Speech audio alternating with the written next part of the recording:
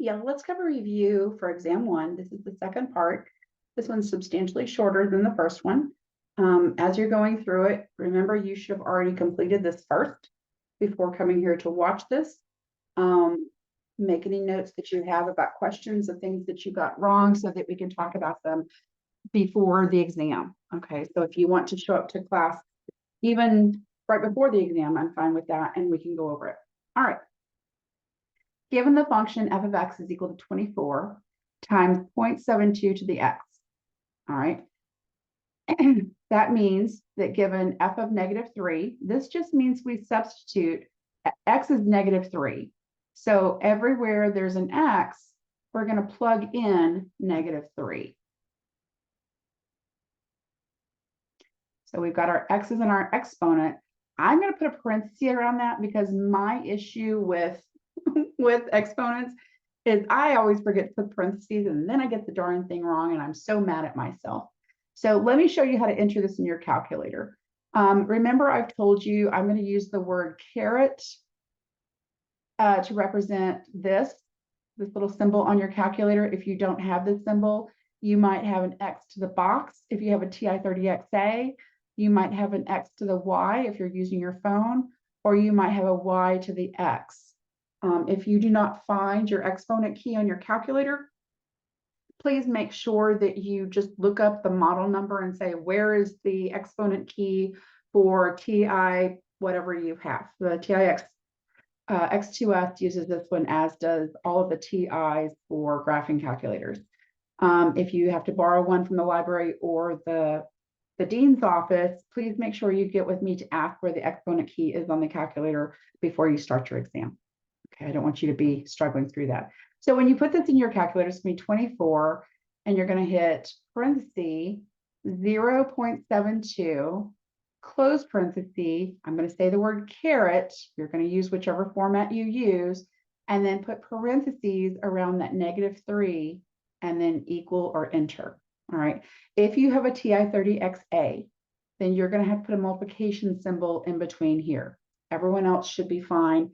Casios are different. I would have to check out your Casio if that's what you're using. All right, but hopefully you've already figured that out before you get to this point. So 24 parenthesis 0.72 close parenthesis caret open parenthesis -3 close parenthesis equals. So I got 64.3. It doesn't tell us what to round to. I'm going to stick with 64.3. So f of -3 is 64.3. B, f of 0. So B is f of 0, and that means we're going to plug in 0 where the x is.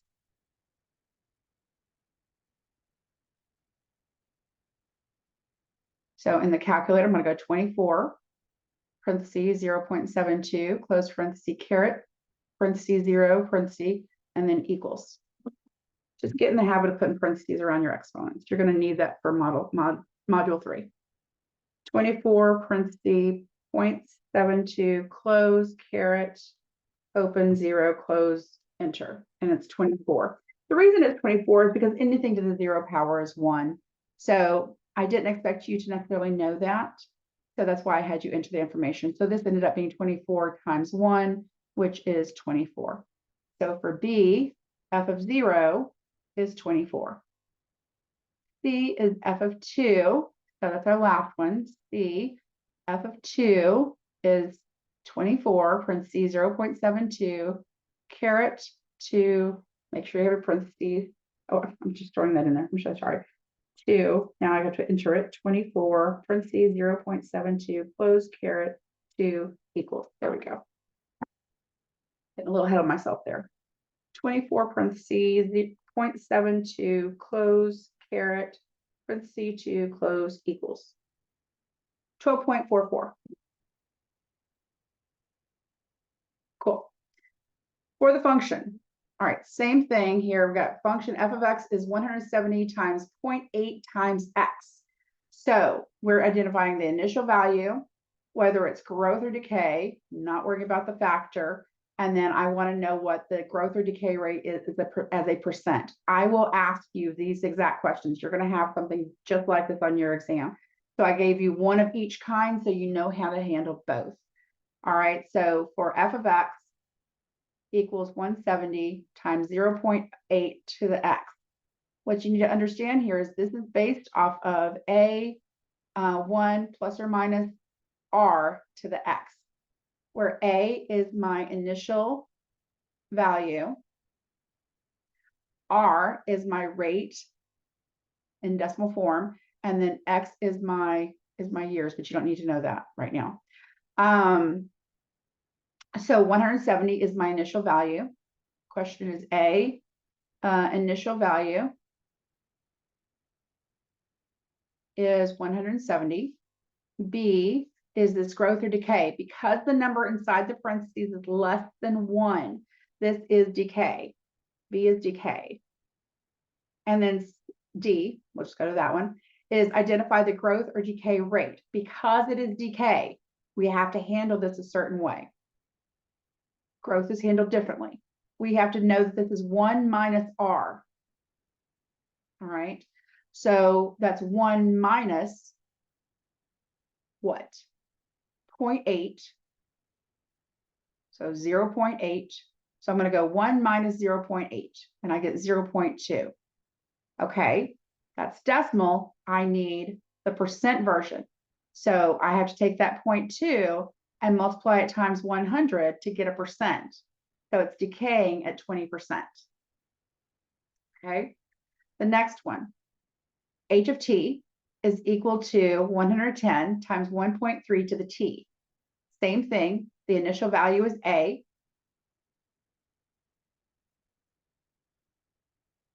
Is 110. B, is it growth or decay? Well, the number inside the parentheses is greater than 1, so therefore this is growth. And then D, I'm not going to do the factor, it doesn't matter. D is to identify the growth rate as a percent. So decay, it's 1 minus 0.8. All right. For growth, it's the number inside the parenthesis. I can show you two different ways to do this. I'm trying to think if I want to do that. You're just going to take the number inside the parentheses and subtract 1 from it. And then change that to a percent. There is another way to do this. The other way to do this is to take the number inside the parentheses and say that, okay, 1 plus R is equal to 1.3. So that might help you see it better because the growth is 1 plus R. So 1 plus R is 1.3. So if we subtract 1 from both, we get R is 0.3, change that to a percent, and that makes sense. So can we do the same thing up top? Up top, we have to go, okay, 1 minus the number inside the parentheses is equal to, no, we still have to do the same thing. We have to do it differently that way. All right, so that's the only way you could do that one. Next version. I was trying something new for y'all, but it wasn't going to work. Write the exponential function with an initial value of 110 and a growth rate of 3.5%. This tells you exactly what to do. The only problem is I'm not going to say these words. I'm going to say write the function with an initial value of. You're going to need to know that this is exponential growth. How do you know that? Because it's growing at a percent rate. All right. So exponential growth is f of x is equal to b plus or minus, nope, so sorry. I'm jumping back to linear. Okay, it's just been a day, I don't know why. 1 plus or minus r to the x. So this is our exponential growth. And they're telling us that the initial value is 110, which is our A. And they're telling us it's growing, so that's 1 plus r. So 1 plus our rate in decimal format. 3.5% changed to a decimal as you divide it by 100, 0.035 to the x. Please do not leave it in this format. I know my open math was okay with it. I'm not. All right. This is something that's part of order of operations. You should always complete this. Okay, that is the answer. And I've said that multiple times. All right, write the exponential function with an initial value of 63 and a decay rate of 28%. So using f of x, or whatever you want to use, the initial value is 63. And then it's decaying. So we're going to use the minus 28% changed to a decimal. 28 divided by 100 is 0.28. And this is raised to the x for my exponential. Final answer for this one is 63 times, that's 72. 1 minus 0.28 is 0.72 to the x. All right. Write the exponential function with an initial value of 79. Growth rate of 119. So it's growing. So it's 1 plus 119% divided by 100. We need it to be a decimal. Is, oh, nope, it's not 0. It's 1.19. So f of x is equal to 79, 2.19 to the x. All right. When a new charter school opened in 2010, there were 970 students enrolled. That's our initial value. Using notation, function notation, write a formula representing the number of students attending this charter school T years after 2010, assuming that the student population, and then they're telling you what the rates of change are. So we need to understand some things. This is increasing by 73 students per year. This is not a percentage increase. This is an actual 73 students per year. So this is a linear function. So we need to put this in f of x is equal to b plus or minus mx format. Okay. Decreases by 36 students per year, another linear function. So same thing. Decreases by 9.4%. This is exponential. So we're going to use f of x is equal to a 1 plus or minus, there we go, r to the x. Same thing for this one. It's exponential. And then remains constant. Means nothing's going to change. So there's no rate of change. So let's hit each one of these. A is linear. I'm going to start with f of x is b plus or minus mx. So my function, my initial value is 970. And we're increasing, so plus 73 students per year. Done. B, same thing. F of x is equal to initial value 970, but it's decreasing by 36 per year. C, exponential.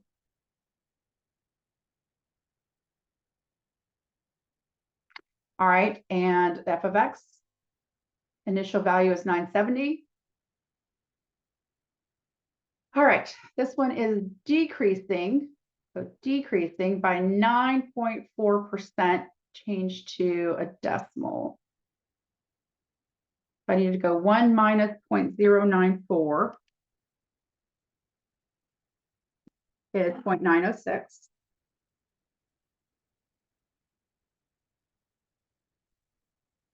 Sorry, y'all. 970, 0.906 for the x. All right, so use the space here.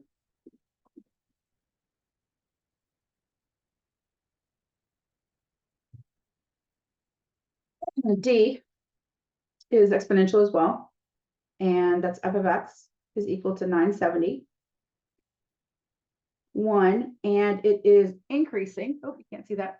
Increasing by 6.1% per year. So it's 1 plus, I'm going to take that 6.1%, divide by 100, and I get 0.061. And then let's clean that up.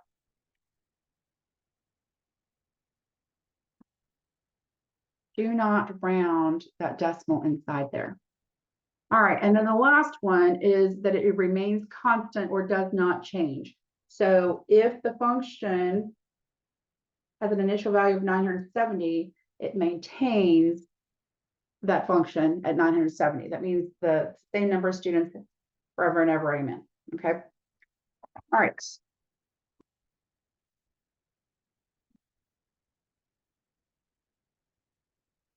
Population number 17,000 organisms initially. So there's our initial value, and decreases by 8% each year. Because it says 8% each year, this is an exponential function. Remember, I'm not going to tell you to write an exponential function. You're going to need to know which formula to use. You're going to need to know to use the exponential function. All right, so f of x is initial value of 17,000 organisms.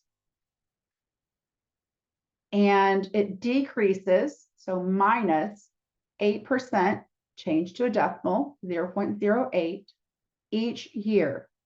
So that means x, it's just x. Just clean that up. All right, so there is A. B is just plugging in. We're going to predict the number of organisms after 2 years. So x is our years. So we're going to plug in 2 for x, 2, 3, 0.92 to the second. When you plug this into your calculator, you're going to plug in 17,000 parentheses 0.92, close parenthesis caret, open parenthesis 2, close in equals. 17,000, open, 0.92, close, caret, open, 2, close, equals. So 14,388.8. 14,388.8. So we have to answer a question on this. Predict the number of organisms after 2 years. And there will be 14,388.8 organisms after 2 years. So let's discuss this real quick. Could you have rounded that to 14,389 organisms? No, you can't. Why? Because it's declining, because it's decreasing. So we don't have 14,389 organisms.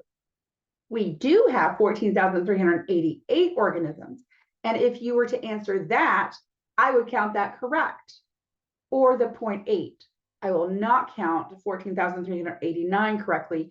Even though it's rounding properly, you need to understand that it's declining and we do not have that extra 0.2 of the organism. All right, so we don't have that full amount. Come down here. Hey, you've saved $1,000 to invest in the savings account. Write an exponential function for the value of the investment for each situation that follows. So we're going to treat $1,000 for each of the initial values. I'm going to go ahead and write that first, and they're all increasing by 4%. So the only thing that is changing is my exponents. Okay, so f of x, this is A, is equal to, well, what's happening here? It's increasing by 1%. So again, I won't tell you exponential. I'm going to say write a function, and you need to know that this is going to be an exponential function. All right. So A is my $1,000, and then it's increasing by 4%. So 1 plus 0.04 is 1.04 every year. So it means it's just going to be an X. That is A. B, f of x is 1,000, 1.04 every 2 years. If you see every blank years, your exponent will equal t or x divided by whatever that year is. So in this case, it's x divided by 2. Okay. C. All right, every 6 months. So this has to happen. What happens in a year? So if something happens every 6 months, that means it happens twice a year. So that's 2x in your exponent. In my lecture video, I covered quarterly, I covered semi-annually, I covered everything you could possibly see, monthly, weekly, daily, everything. So please go look at the other lecture video if you have questions about that. Let's go to the next one. D, f of x is equal to 1,000, 1.04 exponent every 3 months. Well, there's 12 months in a year, and this happens every 3 months. So let's divide. That means it's happening 4 times a year. So 4x. All right. Last page. You will have something like these last two on your exam, by the way. A new home is purchased for $150,000. The value of the home increases by 11% every 2 years. And I will say, write a function. I will, again, not provide you which type of function it is. Write a function for the value of the house using time in years as the input quantity. So you need to know that this is because it's increasing by a percent. This is equal to A1 plus or minus R to the X. So our value initially is $150,000. 1, 2, 3. And then it's increasing. So it's 1 plus 11% change to a decimal is 0.11. Here's the last piece of this. Every 2 years. Do not avoid that. It's important to understand that when you see every blank years, that your exponent represents x divided by blank. So x divided by 2. Because when you do the calculation for this next piece, which I will ask you to do, I would ask you, what will the value of the home be in blank years? All right. So I'm going to ask you that right now. Let me finish writing out the function just so that you can understand what you're going to be seeing on the exam. 1, 2, 3, 1.11 to the x over 2. That's the first thing I'm looking for. All right. That would be my A. And I know you didn't have this for the review, but as soon as I ask you this question, I want you to pause the video, attempt it on your own first, and then push play and make sure that you're doing this the way I would. All right, so my next question to you will be on the exam, what will be the value of the house? What will be the value of the house in, let's go with 10 years. All right. So that means I'm going to plug in f of 10 is equal to 150,000 times 1.11 to the parentheses 10 divided by 2 close parentheses. All right. And I'm writing the parentheses so I don't forget to do it. In your calculator, you're going to type in 150,000 parentheses 1.11 close parentheses caret open parentheses 10 divided by 2 close parentheses and equals. So let's do that together. Just check yourself.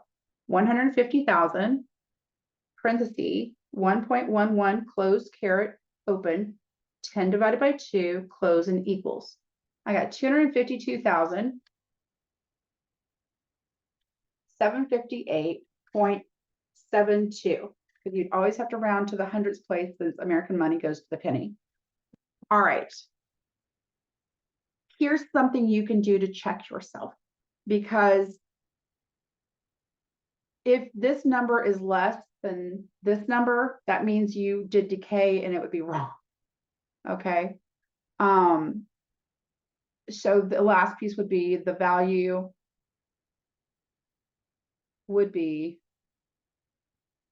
$252,758.72 in 10 years. And that would be your answer. Last one. A new home is purchased for $195,000. The value of the home decreases by 4% every 3 years. Again, write a function for the value of the home using time in years as the input quantity. Okay, again, you're going to need to know that this is an exponential function. So f of x, initial value is 195,000, 2, 3. And this time it's decreasing or decaying by 4%, is 0.04 in decimal form, every 3 years. So x divided by 3. Ooh, horrible writing. X divided by 3.